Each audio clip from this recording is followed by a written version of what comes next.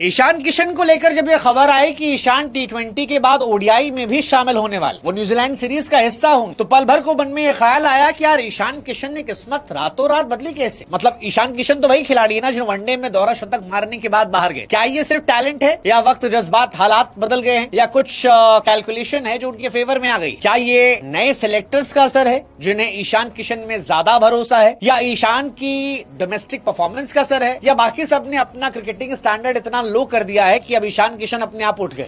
पिछले 7-8 दिनों में ईशान किशन की किस्मत ने, वक्त, जज्बात, हालात सब पलट और ईशान खुद कह रहे होंगे कि हे हरिराम कृष्ण जगन्नाथम, क्या हो गया, कैसे हो गया। बाकी वाले कह रहे होंगे गमछा उतर गया। मतलब टी20 वर्ल्ड कप में ईशान किशन की एंट्री होती है। मुझे ये लगता है उनकी परफॉर्मेंस देखकर कि यार ईशान को आप प्लेइंग 11 का हिस्सा भी बना सकते हो, दो इट्स नॉट इजी, बट आप सोच सकते हो क्योंकि ईशान ने 6 नंबर पर उतरकर शतक लगाया। यानी वो कह रहे हैं कि संजू सैमसन अगर लॉक्ड हैं तो आप फिनिशर के तौर पर भी देखो ना साहब, मैं नीचे शतक लगा रहा हूँ, बैक टू बैक लगा रहा हूँ। और इसीलिए सवाल उठता है कि बदला क्या? खबर आ रही है कि ऋषभ पंत को शायद मौका नहीं दिया जाए। ऋषभ इंडिया के बैकअप विकेट कीपर रहे हैं ओडीआईज। ऋषभ पंत कमाल के खिलाड़ी हैं, अच्छे प्लेयर, तगड़े player, but white ball cricket में वो स्ट्रगल कर रहे हैं। और अब खबर आ रही है कि ध्रुव जुरेल हो, ऋषभ पंत हो, जितेश शर्मा हो, ईशान सबको रिप्लेस कर टी20 में जहां वो संजू सैमसन के बैकअप विकेट कीपर होंगे तो वहीं पर ओडीआई में वो बैकअप बन जाएंगे इनके। रेड बॉल में भी ध्रुव जुरेल और पंत को मेहनत करनी पड़ेगी, वरना वहां पर भी अभी तो नहीं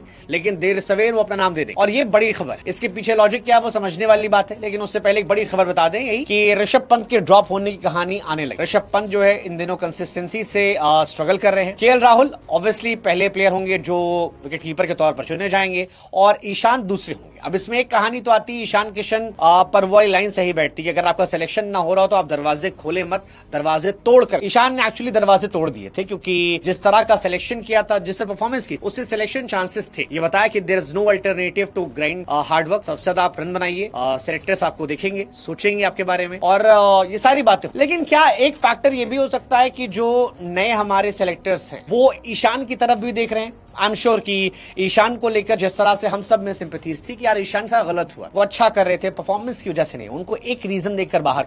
क्या अब वो फैक्टर खत्म हो रहा है? बीसीसीआई नए सिरे सोच रही है कि परफॉर्मेंस जो करेगा वो टीम में होगा, बाकी चीजें कम मैटर करती है। एक रीजन ये भी हो सकता है यार कि गंभीर की पकड़ जो है टीम इंडिया में कमजोर हो सकता है, कि गंभीर की पकड़ कम हो रही है, अगरकर की पसंद कम हो रही है। और ये जब आई थी तब इन लोगों ने एकदम बाहर कर दिया था, लेकिन अब शायद वो तरीका चेंज हो रहा है। हालांकि संजू सैमसन के फैंस कह रहे हैं हमारा भी लड़का अच्छा था यार, 100 रन बनाए थे साउथ अफ्रीका के सामने, उसको भी खिला लेते। लेकिन ईशान किशन डबल 100 मारकर बाहर, डबल 100 मार, और अब मतलब वो टीम में आ रहे। ईशान ने 933 रन बनाए हैं 42 के एवरेज से। ऋषभ पंत जो है 33 के एवरेज से 871 रन। संजू हालांकि इन दोनों से आगे थे, 56 का एवरेज था वनडे में। लेकिन ईशान को पहला मौका शायद मिल रहा है। 39 गेंदों पर 125 रन अभी उन्होंने बनाए थे 6 नंबर, जो बताता है कर्नाटका के सामने पारी अपने आप में तगड़ी। 33 बॉल में 100 run, second fastest Vijay Hazare में 6 नंबर बैट। मुझे लगता है जो ये 6 नंबर पर ईशान किशन ने बैटिंग करना शुरू कर दिया है, ये उनकी रेंज को बढ़ाकर बहुत बड़ा कर दे रहा है। मतलब ये आपको 3 ऑप्शन दे कि आप अगर ओपनर भी बीमार पड़ता है तो ईशान किशन को ऊपर भेज दो, अगर लोअर ऑर्डर में कोई बीमार पड़ता है तो उसको दे, कोई परफॉर्म नहीं कर पा रहा उसको ड्रॉप कर दो। तो I think there is one factor कि ईशान आपको ज्यादा ऑप्शन दे रहे हैं जो ऋषभ पंत या बाकी लोग नहीं दे रहे। केएल राहुल बहुत समय तक टीम से जुड़े थे क्योंकि ओपन भी करते थे, नीचे भी करते थे। आई थिंक वो ईशान ने भी पकड़ लिया है और इस वजह से प्लस परफॉर्मेंस है। एंड आई थिंक सेलेक्टर्स का नजरिया भी एक बहुत बड़ा है। इस वजह से शायद ईशान को बैक टू बैक एंट्रीज दी जा रही है और पिछले 6-7 दिनों से उनको मौके मिल रहे हैं। साथ ही एक और मैसेज शायद है कि जो खिलाड़ी घरेलू क्रिकेट में अच्छा करेंगे, टीम की जरूरत के हिसाब से फिट बैठेंगे, उन्हें मौका दिया जाएगा। और इसी वजह से शायद ऋषभ पंत को वनडे टीम में जगह नहीं मिल सकती है, ईशान को मौका मिल सकता है। गिल कैप्टन होंगे नहीं होंगे, लेट्स सी। वनडे में अय्यर होंगे नहीं होंगे, लेट्स सी, फिटनेस उनका देखना होगा।